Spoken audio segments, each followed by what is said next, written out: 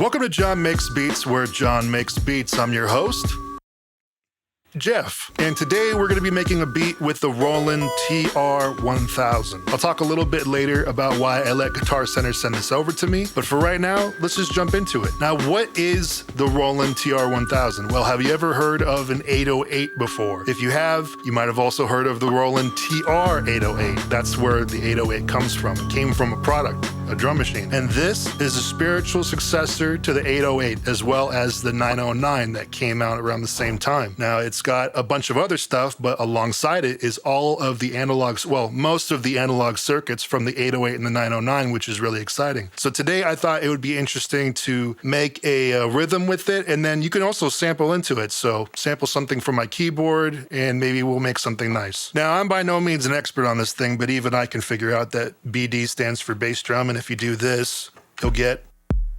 4 on the floor. Now that kick already sounds pretty amazing, but it is an analog circuit. It's not just a sample. So you have parameters like decay and tuning. You also have what's called excite, but it sounds to me just like, I don't know, saturation of some sort, but it's like driving the circuit directly. So actually when you do that, it almost sounds more like a 909. Whoa, we're getting into territory I don't know about. But I think you get the gist. Let's just start with a kick that I want. All right. Let's see what I can change about this. I'm going to filter here. And that's just a good sounding kick right there. So with the old drum machines, you were kind of locked into whatever the steps were, right? But here, you can do all kinds of stuff with step parameter locking, kind of like the Electron stuff. So I can take this one and take the velocity down to like, let's say 40. And we can actually introduce micro timing. Now, this is basically serving as swing for now, but once we start throwing more things in there and everything can have its own timing and not just on the swing timing, it's gonna make a huge difference. Let's bring the snare in. Now, I don't necessarily want an 808 snare. So let's go into the snares and see what we can find.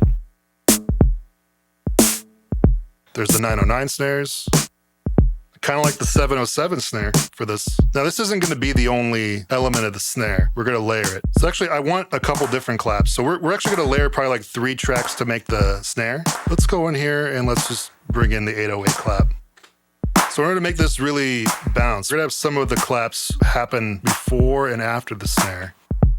I might need to change the snare sample, actually. Let's see what else we got here. There we go. That kind of simulates the body of a snare. That sounds pretty flat to me. All right, now here's where all the swing comes in, is when you get the hi-hats in. We're gonna go from TR Rec, which is just plugging this in, and we're gonna go to instrument play.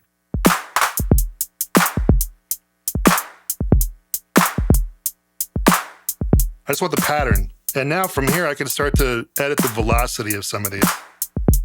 We're bypassed on the FX on the hi-hat right now, but what I can do is I can add a, maybe a crusher to get some earth. You know what I mean?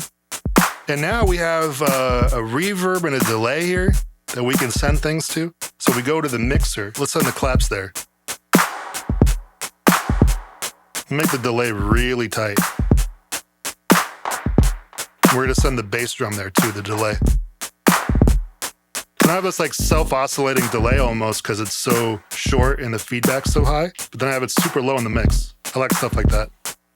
The hi-hat's super nice. So if I want more than 16 steps, what do? Well, there's variations here. There's up to 8. So I just hold copy and press A, and then I just paste it to B. So now I have the same thing here. I'm gonna do like little variations. So now I have 2 and they're going back and forth. I want to create one more pattern or variation of the pattern with the drums, and we're going to make this sort of like a fill. Do something like that. But we're going to still make this sound good and interesting nonetheless, just in a different way. And then we're going to have it roll in velocity-wise. That's how we're going to make it interesting. Okay, so I'm happy with the way the drums are. We're gonna resample this. So we're gonna sample the mix out. We're gonna make the length, I don't know, manual. And then we're gonna make the trigger pattern start. So it's gonna start when I press play. So now everything that we just programmed is now on one track. Right now, it's just playing the first 16 steps over and over again. So I don't want that. I want to be able to take this and chop it up and put it across these 8 variations here. How I'm going to do that is I'm going to go in here and go to the sample. You can actually see it here. We're going to slice mode. So we just go in and we just adjust this. So we're going to go in here and we're just going to select the slice that we want to play in each pattern. So 1, 2, 1, 2, 1, 2, 2, 3. Sick. So now everything else, there's still stuff on here, but I don't want that stuff. I'm just going to clear all of it, okay? Because we're going to use these tracks now for our samples. So I don't need this stuff anymore. I have everything on the one track. So now I can just play. We just want the chords. So that way we can just program it in the sequencer.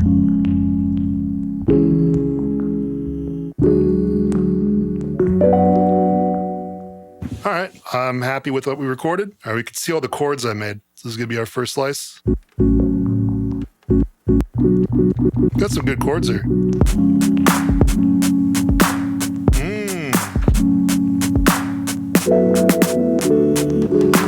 Let's add an effect to this, the chords.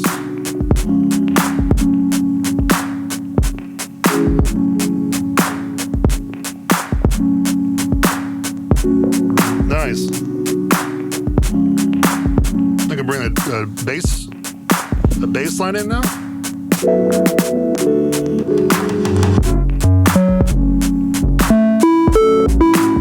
No, this ain't sounding right. Hold on, give me a second. I'm that Tom Petty where I'm going to bring in another synthesizer just so I can do the bass and then bring this back in. This keyboard's not giving me the bass that I need. Here we go, man.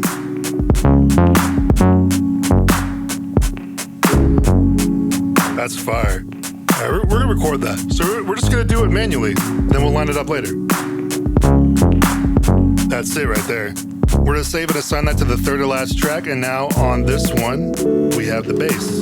With this one, I'm not gonna chop it up. I'm just gonna make it so that way it triggers on variation A, and then as it plays, it's just gonna do its thing. I'm gonna go to TR Rec, and let's just place a trig at the beginning of the pattern chain. This is kind of how I do it on the octave track. All I gotta do is go in here and just create the start point where I start playing.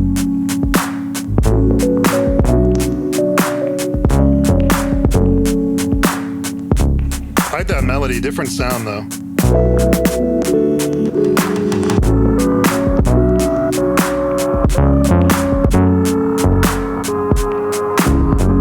That's a good sound. I'm gonna record that.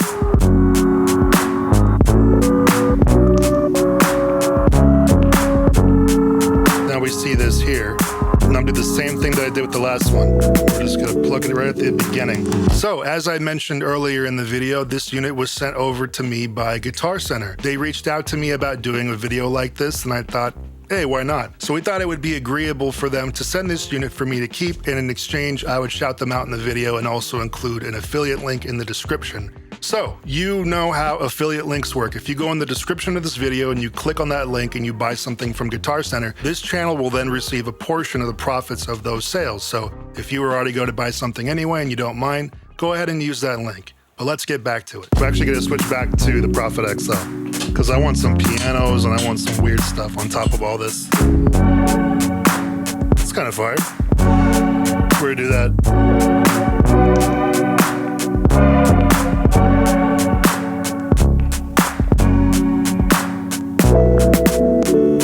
There we go. I want that crusher on there a little bit, not all the way. Like maybe 50-50. Take out more of the mids.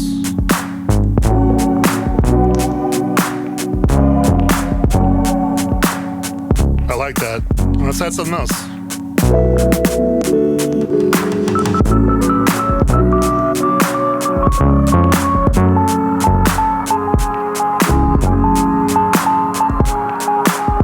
That's kind of cool. We'll record that.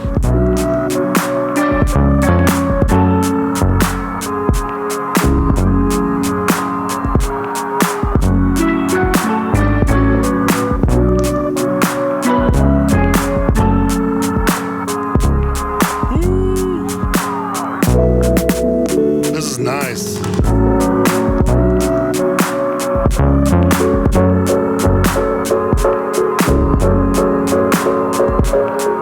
I'm gonna record that.